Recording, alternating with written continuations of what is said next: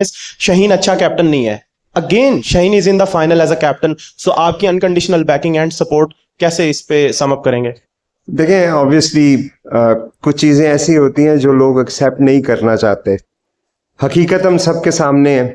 पहला टाइटल जीते तो कहा गया कि फ्लूक लग गया, फिर दूसरा भी जीत गए।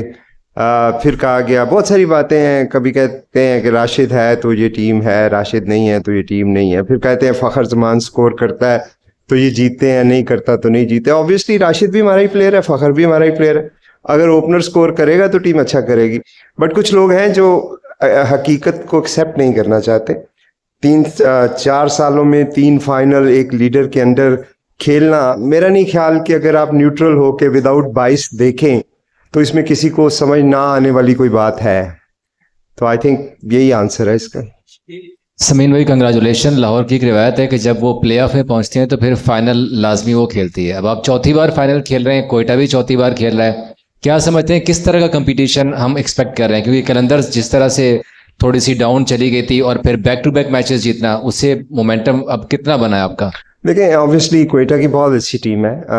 वो वेल डिजर्व करते थे नंबर 1 फिनिश करना, और उन्होंने नंबर 1 भी फिनिश किया। फाइनल जो है वो इट्स एनीबॉडीज गेम। जो उस दिन अच्छा खेलेगा वो जीतेगा। लेकिन मैं समझता हूँ कि मुझे personally I am very proud of my boys, जिन्होंने टीम में जितनी भी मुश्किलात थी, लोगों की अवेलेबिलिटी के चैलेंजेस थे, या वैसे हमारे फॉर्म के फिटनेस के कुछ मसाइल रहे, उन्होंने उसके बावजूद हिम्मत नहीं आ रही। तो फाइनल में मैं समझता हूँ कि जो टीम अच्छा खेलेगी, बट ये बहुत बड़ी एजाज़ की बात है कि टीम जो है वो फाइनल खेल रही है।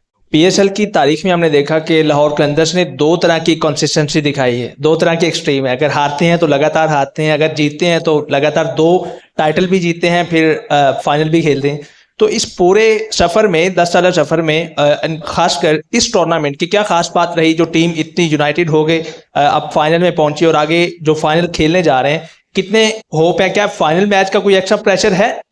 नहीं, देखिए, ऑब्वियसली हम लोग हमेशा दिल से खेलते हैं, और लाहौर कलंदर की एक चीज़ तो है कि वो इमोशंस उसमें बहुत ज़्यादा इन्वॉल्व होते हैं। तो समटाइम क्रिकेट है, आप नहीं भी अच्छा परफॉर्म कर पाते। अच्छी बात यह है कि लास्ट ईयर आपने देखा जब हम 10 में से 8 मैच भी हारे थे, तो हमारी टीम में आपको कोई ऐसी चीज़ नज़र नहीं आई होगी जिससे आपको लगे कि शायद एक दूसरे पे फिंगर पॉइंटिंग हुई है, या हमने कोई ऐसा जेस्चर दिया हो कि हमें किसी चीज़ से मसला है। आई थिंक हार को भी एक्सेप्ट करना चाहिए। जब आप हार के जीते हैं ना, तो उसका मज़ा ही अपना होता है। तो लाहौर कलंदर ने अपने पहले 4 सालों में जब मुसलसल बॉटम पे रहे तो बहुत कुछ लर्न किया था। मैं समझता हूँ कि अगला जो फेज़ है हमारा, वो उसी लर्निंग के हिसाब से है। अब हमें हार जीत से ज़्यादा कुछ ऐसी चीज़ें हैं जिनकी बहुत खुशी होती है। जिस तरह मैं बात करूं मोहम्मद नईम की, मैं बात करूं अगर सलमान मिर्ज़ा की, मैं बात करूं हारिस रऊफ़ की, मैं बात करूं अब्दुल्ला शफीक की, मैं बात करूं ज़मान खान की, मैं बात करूं फ़खर ज़मान की, मैं बात करूं शहीन शाह अफरीदी की। ये सारे वो लोग हैं जो लाहौर कलंदर के प्लेटफॉर्म से आए हैं। मैं ये नहीं कहता कि हमने उनको क्रिकेट खेलनी सिखाई थी, लेकिन जब हमने उनको चांस दिया तो कंसिस्टेंट चांस दिया। देखिए, प्लेयर आपको बनाने पड़ते हैं। इधर उधर से पकड़ के प्लेयर एक सीज़न खिला के निकाल देना वो लाहौर कलंदर नहीं करती। तो शायद मैं समझता हूँ कि हमारी कंसिस्टेंसी है जिसकी वजह से हमें बेहतर रिजल्ट्स मिले हैं।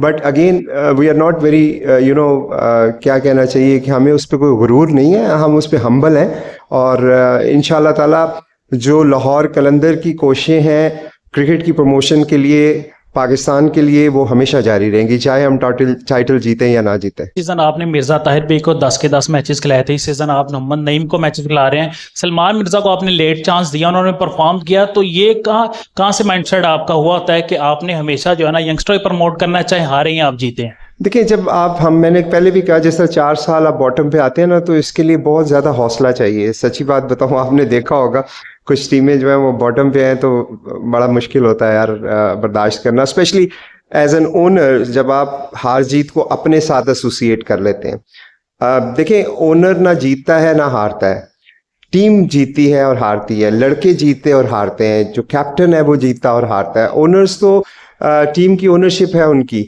तो उस हवाले से हमें थोड़ी क्लैरिटी शुरू में आ गई थी पहले 4 सालों में कि हार जीत के साथ अपने इमोशंस को अटैच नहीं करना। ऑब्वियसली आप कोशिश करते हैं, देखते हैं गलतियां कहाँ पे हुई कहाँ नहीं हुई, लेकिन हमारी हमेशा से कोशिश अब ये रहती है कि हम अपने प्लेयर्स को बैक करें, और जितना लड़कों में कंसिस्टेंसी आप देंगे ना, उतना ही वो परफॉर्म करेंगे। कोई भी प्लेयर जो है वो 2-3 मैचों से नहीं बनता। मोहम्मद नईम की आपने बात की, तो मोहम्मद नईम जो है जब ये हमारे साथ 2017 में आए थे, देखिए एक बैट्समैन को बनने के लिए बहुत टाइम लगता है। हमें अक्सर क्रिटिसाइज भी किया जाता था कि प्लेयर डेवलपमेंट प्रोग्राम जो है वो सिर्फ बॉलर प्रोड्यूस करता है। ऑफ कोर्स बॉल बैटर आपको इसलिए नज़र नहीं आ रहे थे क्योंकि उस पर टाइम लगा। नईम की जर्नी जो है आप देखें 2017, 2018, 19, फिर पीडीपी के वो कंसिस्टेंटली हमारे हाई परफॉर्मेंस सेंटर में रहे, उसके बाद नबीबिया गए, उसके बाद अभी गयाना में जब मैंने टीम वहाँ पे ली थी तो वहाँ पे भी उनको सिलेक्ट किया, अनफॉर्चुनेटली उनका वीज़ा नहीं आ सका। तो जब हम उनके ऊपर इतना इन्वेस्ट कर रहे थे तो कोई वजह नहीं है कि हम उनको चांस ना दें। ऑब्वियसली शुरू में जब 5 मैचों में वो परफॉर्मेंस नहीं आई तो काफ़ी बातें भी हुई, ये भी तनकीद हुई कि शायद हम नाम बनाने के लिए ये काम कर रहे हैं। हालांकि कॉमन सेंस की बात है कि आज नईम का अगर नाम बन गया तो अगले साल ये डायमंड या गोल्ड में कैटेगराइज हो जाएगा, तो मुझे तो उल्टा नुकसान होगा उस चीज़ का। मुझे तो ये इमर्जिंग ही रहता, अगले 5 साल तो टीम को फ़ायदा था। तो बिगर पिक्चर को देखना चाहिए, नैरो माइंडेड नहीं होना चाहिए।